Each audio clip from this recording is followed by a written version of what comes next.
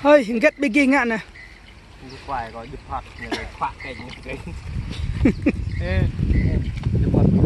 thế à về mà cho nó nè cái quan này giờ có ba bên đấy đẹp còn một cái bơ răng lẹ bơ prui có già nữa bằng đừng nói sầm lẹ prui đấy có một tay sầm lẹ bơ răng sầm con lục bơ prui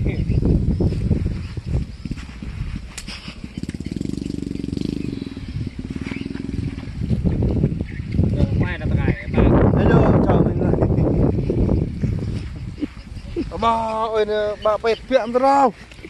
hay kết như thế bệt người quay là cái to bên đường hơi nhựa ta coi vậy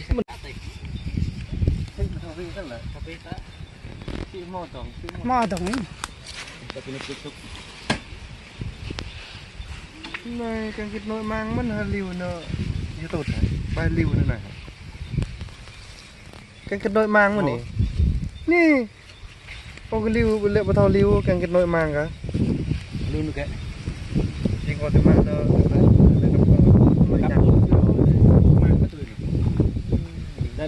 hello anh em đây tay trung đây tay solo còn đây tay bát đây khay bò Oregon con tôi bài bằng bài bài nha giờ anh em thành viên TikTok đúng sau thì nhờ cái não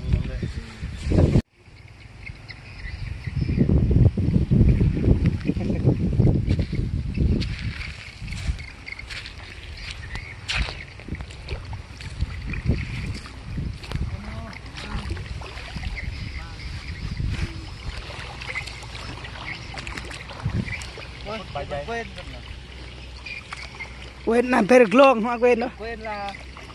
nào phải đi nào phải đàng ê cùn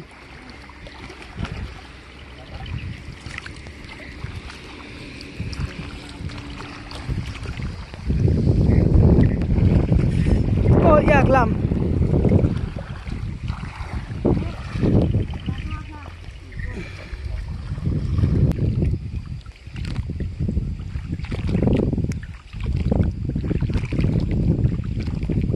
hello mọi người, phong cảnh Yên So nó rất đẹp nha mọi người ơi.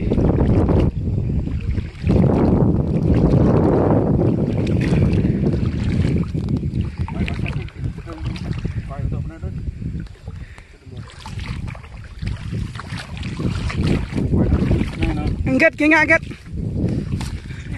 đẹp bằng are bom mà này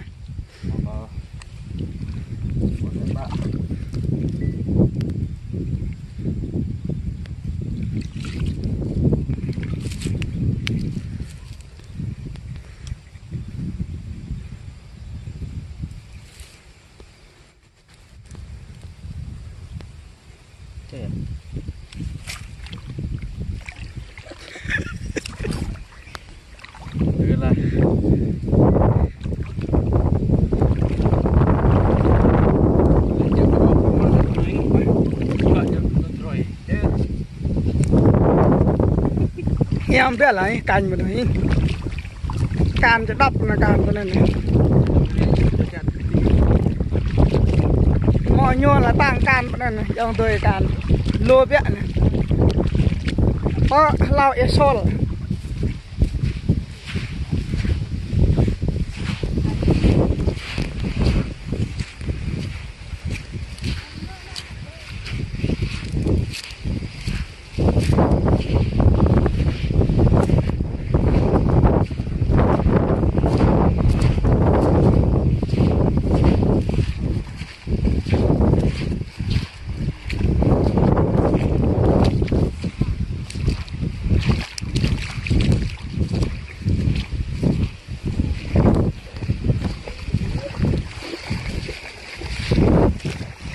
Nah yang tu minggu mai yo podcast ya sol ni. Hello. Bub get nu get ni. Kayak pertengahan ni. Mau mai. Kau pihak boleh sana na. Baik tu kena.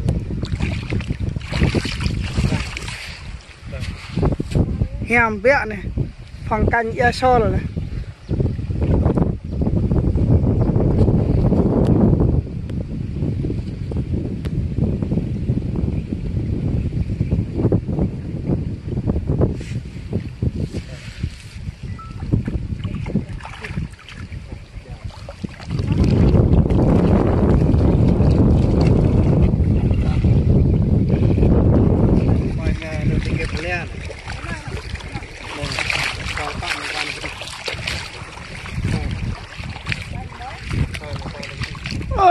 Ôi can đoạn cho can đi. Ôi can. Đắp vào can. Dạ tao lâm.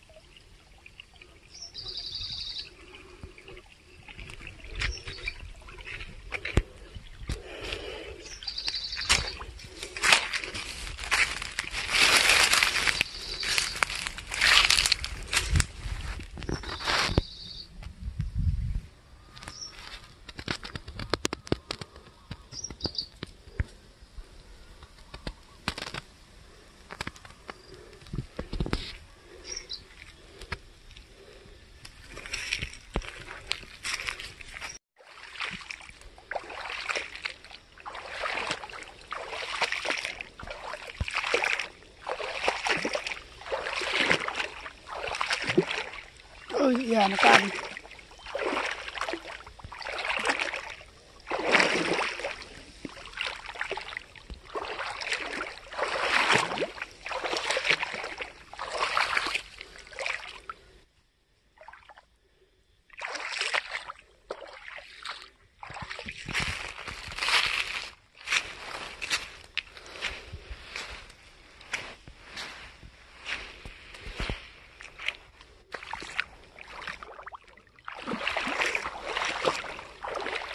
At ya ni keroh ni. Yang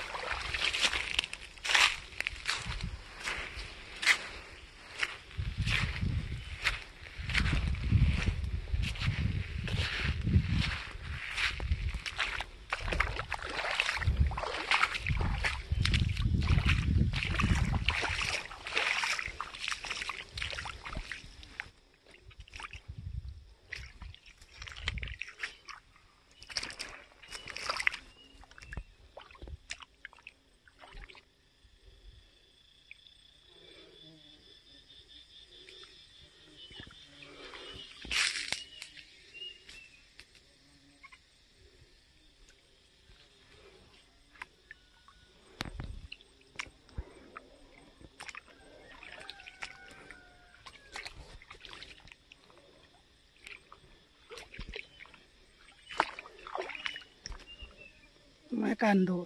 angkuh.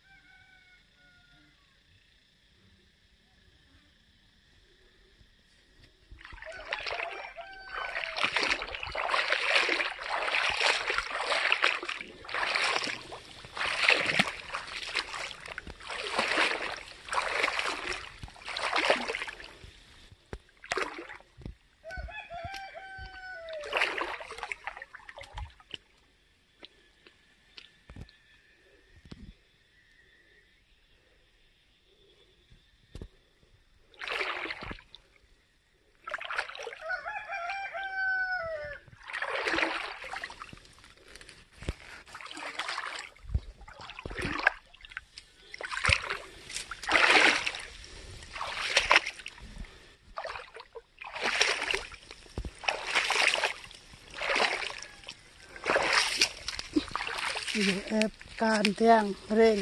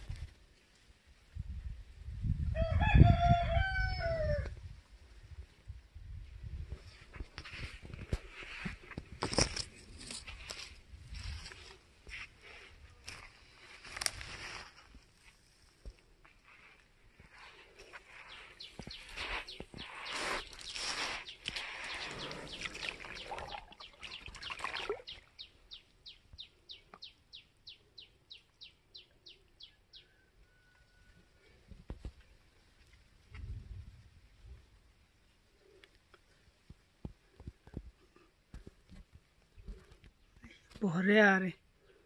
บัวดอกนะ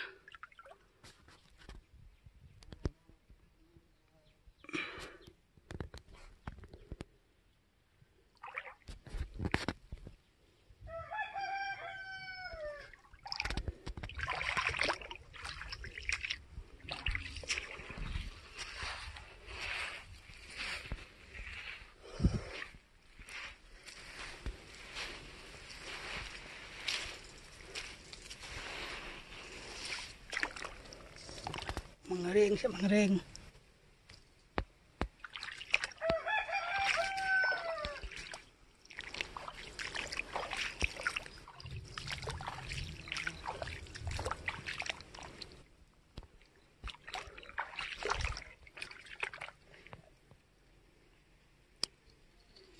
พุ่นจิกอีกไกลเลย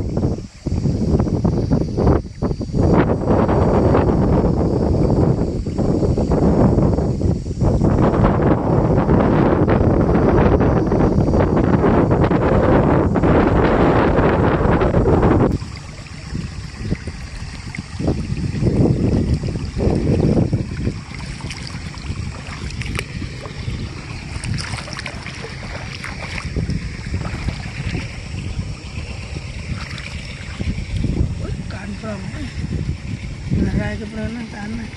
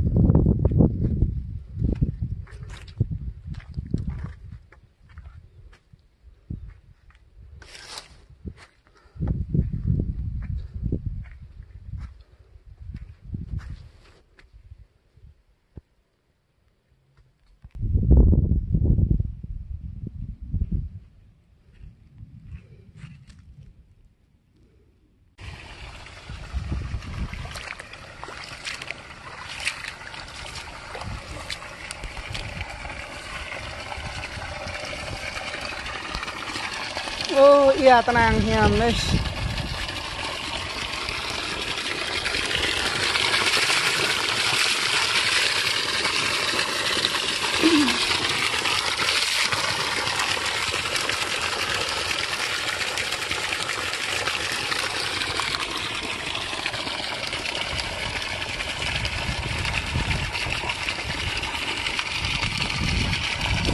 hello yang đời hôm nay mày quay vlog cảnh cái sol hèm vẹn này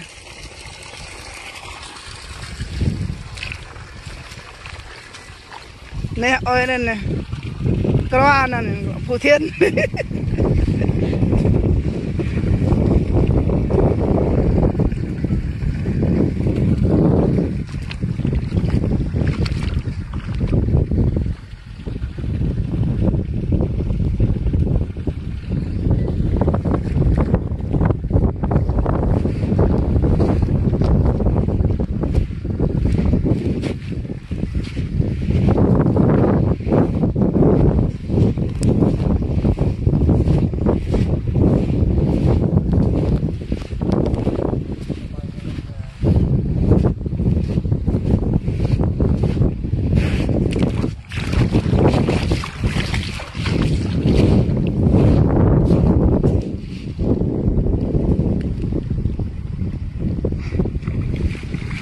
ơi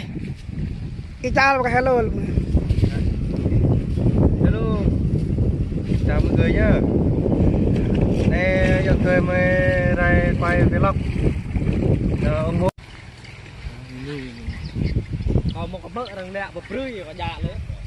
mình tăng đừng nói rằng lẹ rưỡi đấy cũng một tay tầm như lẹ bật răng tầm còn luôn bập rưỡi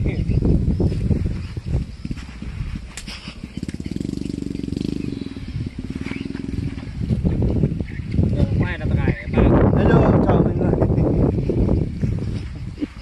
ba ơi bà bệt viện rồi hai em kết như tay tết nơi quay là cái to bên đây hơi nhựa con nhựa trên ta coi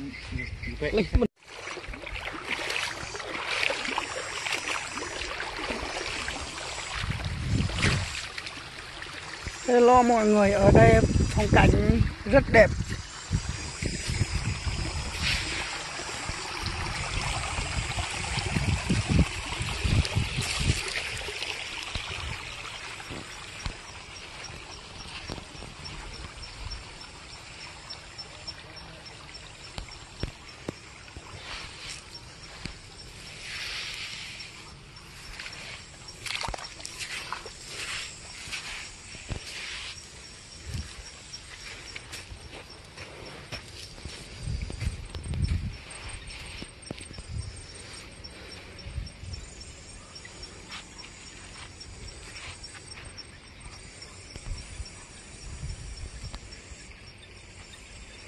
đây mua nạ bồn sang nhà tôi là cái tung này có chim bông vào tay đây hèm bé là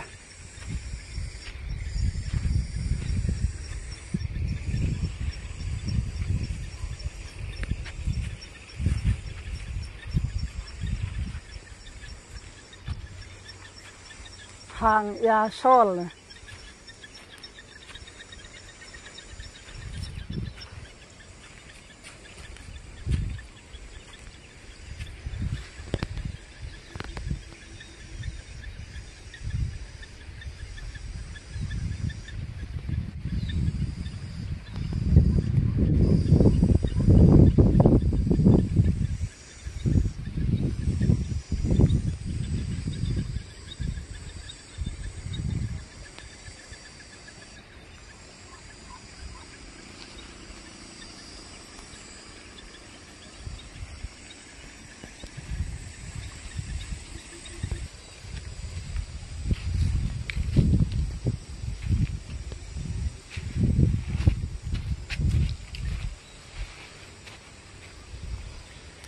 đây kèo hèm sốt này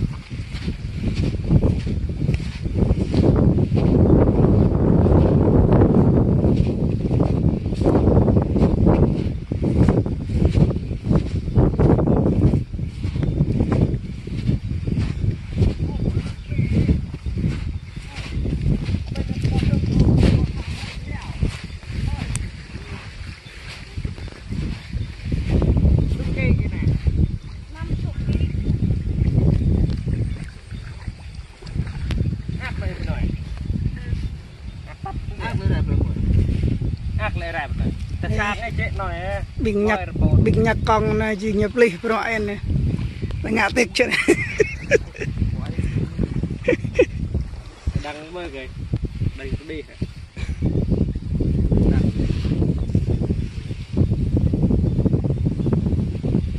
oh my bad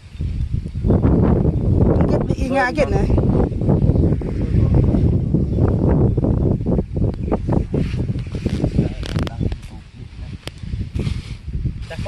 cái bên đồi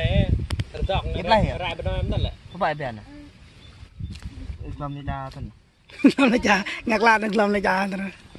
cậu cậu nó chú chị tao nhờ chảo tao nhờ chảo phun nữa tao như cái gì tao nó blơi nó bộ ăn lạc em nó ủ cái này mày mà tao đứt rồi ấy ông thầy bị cơ mười này group bị cơ mười bỏ mò bạ ta này dừng nguy đấy nguy cha nè chỗ trong làm này nó khoa mới này tết nhờ này cái này của này ba cái bút nào cả chục đó là ban nhạc kịch vật ban nhạc y tích ban nhạc y tích ban nhạc y tích vừa ta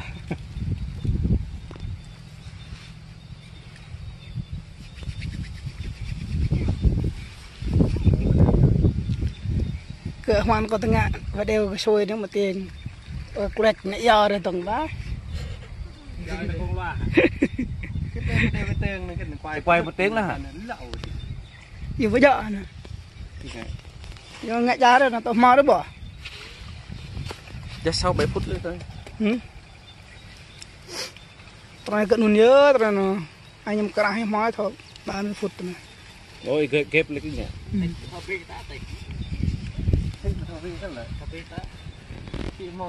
mò tổng này cái nội mang mất liều nợ như tụt bài liều nữa này cái nội mang mà nè nè có cái liều liệu mà thao liều cái nội mang cả luôn cái thì có cái mang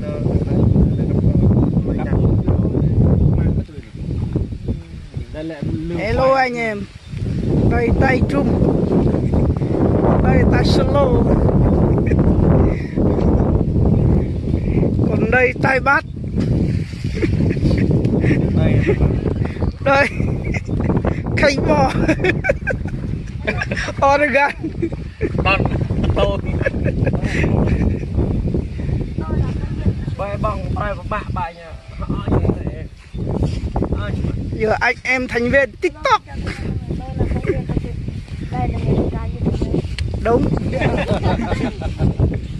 cái sau thì nhờ cái não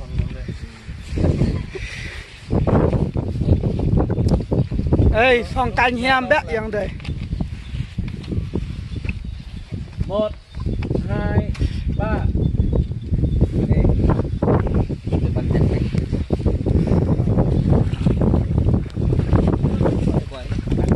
nào đi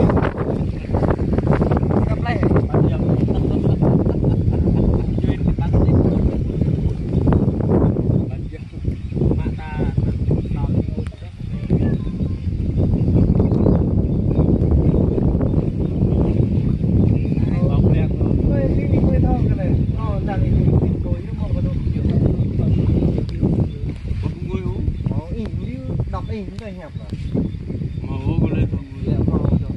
có bộ in phát trực tiếp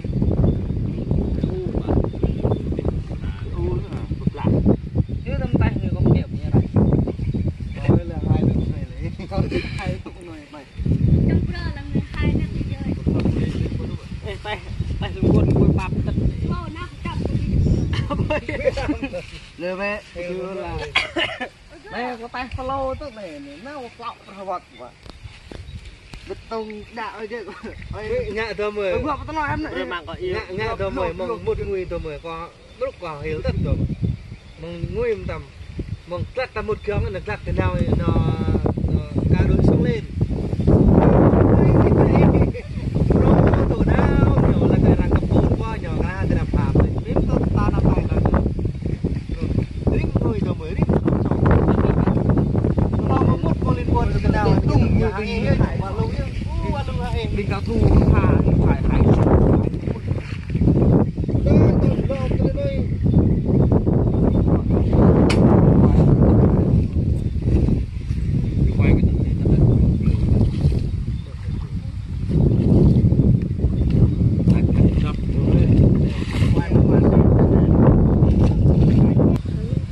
dạ dạ nào đấy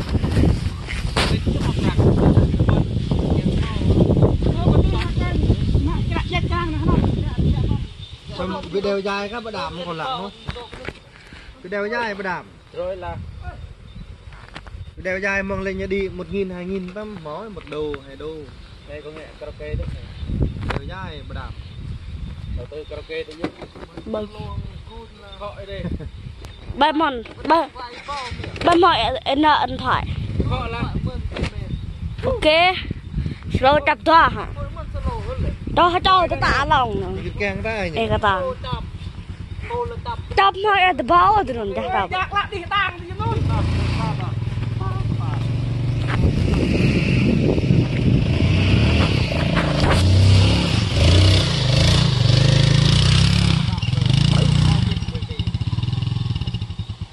đèn nô cái đạt bố cái tận tàng có mong được rồi tàn này nữa bố tàng này dẹp lên này. Dẹp mẹ mới. Mẹ dẹp ít nô. Dẹp ít mới đồn nô. Làm cho bạn đi.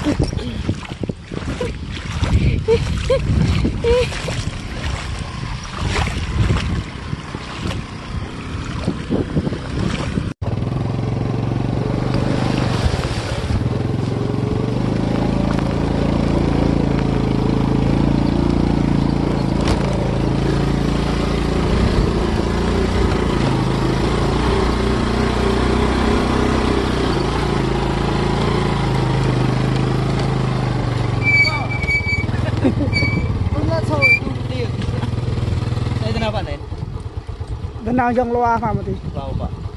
nó cá bực lẹ rồi thì mà nuôi thôi thì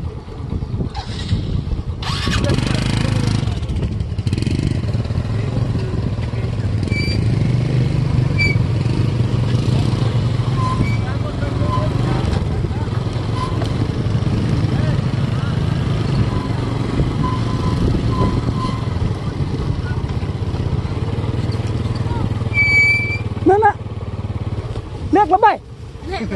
Ôi. Mới đang lau đây lẹ nè lau các bạn.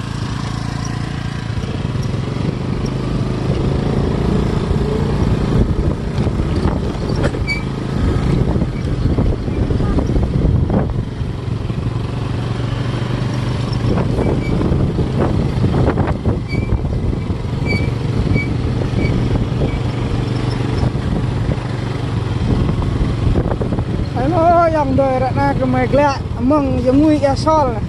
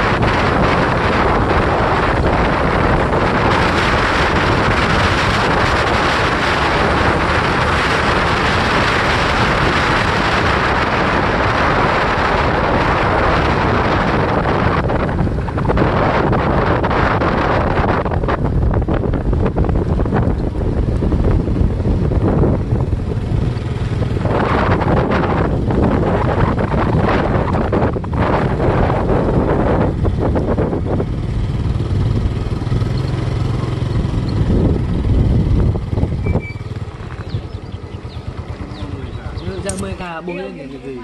bố một cầm mời giờ lang nên giờ xăm xách đánh video ta chơi lãng họa vi phạm một kết ôn thì đi là lão cái video giờ bây giờ vi phạm ta nó bắt đầu ta chờ ta cái lên họa kết đi là lão tài như tổ hay dân luôn lắm tôi có ba đập nghìn Vì nó nhắc lục thì nó tao bơi cứ hoa kết à? riêng bà cạo là bộ họa kết một lần ạ riêng bà cạo nữa này họa kết từ mà nữa không mà nữa họa bên đây là bộ lắm Bây giờ cả cú này nó ấy rồi bột đôi từ vài này bột đó bột nha quả ta này cứ này lạ mình bằng kèm nó lạ mà nhỏ lạ à nhẹ nhẹ mà hỏi mình tập bơ vậy lẽ nhầm video này nhà bố có nhà hội rất này giờ kết nó bằng nó kèm này này giặt cái tầm này 14 cả rau ba cái à này đánh nhầm đất này bố rõ 14 cả nè lá là nè lệ có cái gì ngạ mà mong toa có bụng kết ô thôi gì ngạ mà có phôn toa quay nước quay bố nhìn lỏi quay cạnh quay nó lên nhờ nó xay thì nó mang răng số đầu ngày đấy ông đời bằng kem này nhà đánh cái tạ ví dụ quay bây giờ trùng mới làm cả ăn này bây giờ lại quay e giờ là ăn mừng một phương tiện TikTok ai bôi như này nhầm ác như này phần chua như này bật như này TikTok như này bây giờ lòng đồ lên này này nhỏ này sư này bật review thế này nè bật thế này nè độ cao cả này mới có cả lên vậy kết mấy rải con ạ ba mang yêu con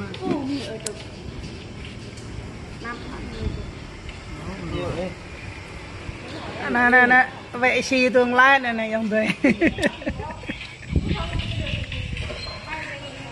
kết mấy rải rải đại lạo gì rải dài ta mình mau tay của ta rơi tay hết được tay vợ và đoạn gẹt thôi tay lệ vô vào lạ thôi mà vấn đề ra đâu nửa như lẹ nó nói nửa như lẹ hội mà lẹ ác đập vào mượn nửa này đảng cứ hấp không nhạc rồi lá lên hoặc là nợ cả nhờ đảng hơi mà bố ngạ thế này là hơi mà hấp không nhạc gì rồi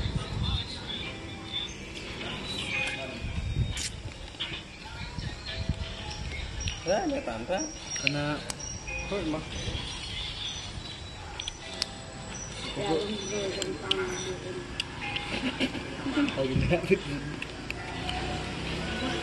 bùm hey cả ta mang yêu đó có tài hệ đầm bing này group bing là thế này vừa mà rau và dịa và đằng hoa này và đằng thọ bạc quan này đi rồi này được rồi chị vẫn là tụi chị vẫn là chị kêu phát chị giờ hầm ra đừng của mình bông là nghiệp lệ nợ mình doạt nghiệp lệ tao nào vào mùa thôn tự buộc phát rồi thì mình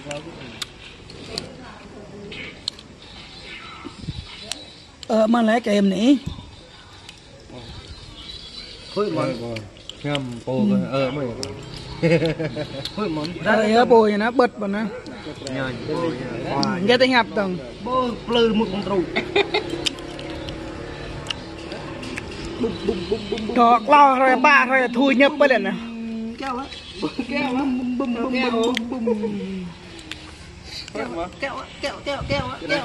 á kéo á kỹ năng mà đều là tay kỹ năng lấy kéo kỹ năng lấy mau ấy kéo cũng kỹ năng tay hay đấy ngạ Garena nữa bắt đầu không cái mặt trời nè bắt đầu này phải mấy món đọc đấy giáo sư lấy em thế giáo sư chọn tướng như này cho tương mai em tương nguyện ở đây học giờ này người ta coi được rồi này mút này bắt đầu nhập khẩu về mùng này bữa ta xịt tịch ấy gì nè đừng nói cái nhà phê tịch thường ok xong xịt cà phê không kỹ năng nè dê dọa kỹ năng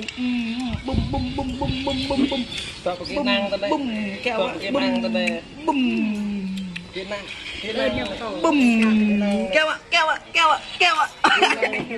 kỹ năng tao có kỹ năng tao là chập thế này chập mười mang mà chập năng mang mà tao có kỹ năng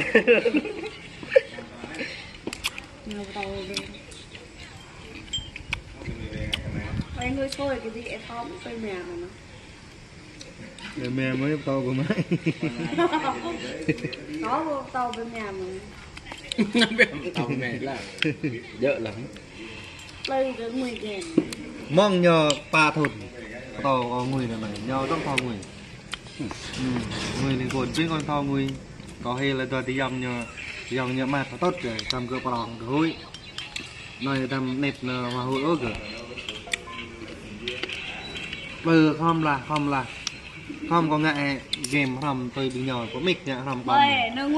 nó nguy bạ tạ ra nó độ nguy hay đâu nó mày em tôi nó xoa mà bởi mẹ nguy thôi là nó tao ấy chậm á coi là phải bị tàนี่màyแล้วไม่ได้พูด nó lên thầy anh kết đi tao ngại lại làm một rạng cho này tôi mà pro này bro hả pro có tổ này mà pro kita bro kết lại thứ mình in lẹ bắt thò bắt đa bro có kèn có thò luôn là bro anh nhỉ ta là pro này chính pro kinh doanh cái tích này tích gì nhưng bạn là tích lại ta nói giờ ta làm mong dân thuê mong khoa ta ra khỏi này này là khoa ta là ra khỏi nhỉ bô này đây hiếm bạ đạ nhỏ ngạ là tịch là hiếm bạ là ngại tích này tôi ta sĩ ta nói ta lời gửi tập play nó tập play lời của play giờ ta vào lời dọa ta nó nè càng lẹ bắt thò với dân thuê là ta nên nhá em rồi nó than nó này dòng đời group này group đi sĩ tích này nè đeo điện thoại to bộ nhé nó có đủ sĩ tích làm bơi yêu sĩ tích rồi này trình bọc tích này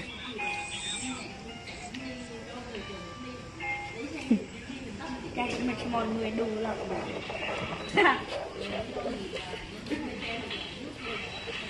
rồi này bọc bơi tích bộ này này này bồi như này bọc chưa Ivan lẹ đâm ta thui nhọp biết này này mà cái nhọn này nhọp bọc đấy rồi này này năm dư liệu ngà hồi năm dư liệu nhờ thằng solo ở đây em tay đỡ lên nhà các bạn rồi đây bây đỡ đã đúng không coi giật mình không im lên này đầm hay màu đầm màu lên đầm màu nào tay đỡ lắm tay bây đỡ lại nào để rồi đó nó bị dài đâu ra quá bơ có phải chăng là tịch hiếm nhờ ý bơ leo ra nó có lăng là nó đa hết vậy tích cái này này sĩ tích cái này Berapa pak? Tenang ya pak beduk nih. Beduk lah tay. Mang hoi mak bro này dum lại nhỏ mò orang bro tịch kia lên dum đồ na sapo na tuapo na sapo ai muốn tự gợm rơi ơ nãy cái tuổi đời can plei tuổi sập po nãy lo đời can plei tuổi po nuôi tích này từ ta ta bắt nam hàng là nuôi ta mạ bro dạy tòng cho chị là bay tùy tại nhà tòa nhà này cho chị cơ màu lô xong cơ ta cơ lê tụi một nhá ồ ta sĩ tích nên hapu rồi tụi pu chỉ cơ hoặc lê hố ta nhục ya mà món còn nhớ này chỉ bằng ra kem mà món nhưng mà ya mà món Lê Tòng Lê bên này bên này mạ nó không có loài nào em mạ mạ hình thì to này jing nó sĩ tích jing nó quay về đeo ấy bên đó bạn chắc tao nó không quay video răng cửa bô ta sĩ tích đăng chẳng răng cửa bô nó răng jing cửa quay về play đeo đọc nó sang quay tích ý Cái năng mình ta đu ta một con đu bên năm tay được không nhìn được tan hình ho tan hình phút mít simon nhá mà cái đặt bắt hàng người này cái ram nhá mai à tập năm tay lâu cho nhá tem năm đu lao lấy mà em này thì thật nhiều thảo người lắm thảo nghe bên bảo đấy này này gia sư này lắc param người game này đây người game hàng big này này slow lao nhờ này này gia sư người game mới đồ này đừng bị bắp cái đồ người là ngạ thảo là cái con này cái bô nó này tao nghĩ đi ra cảnh báo tài khoản tao nghĩ đi đằng bài cái tên này hơi giờ đằng lô đấy thôi à có đằng lô với có đằng cái cảnh báo thôi à nghe cảnh báo tài khoản mà đẹp không đường đi bởi tại cao vẫn là này đúng rồi cảnh báo thôi nghe cái bây giờ có ngạm đi anh ngạm rồi thò đó một cảnh báo bắt thôi bây giờ có ngạm bố tôi nghe cái đồ kia tôi nghe như tôi cảnh báo để lại tháo để lại đồ kia tôi ngô ni xâm riêng đi vô như cái báo lô vật đồ vật đâm mai đây là nó với kết mai còn rẻ mất này họ ơi đi xe ta im ra mình bởi làm buộc lắm tìm sẽ là bình thường đó là rẻ là còn rẻ ôm thường lời cảnh báo tài khoản cảnh báo nữa này ta dự đây rồi đạp trong này coi viên bô còn ngạm mà đi bà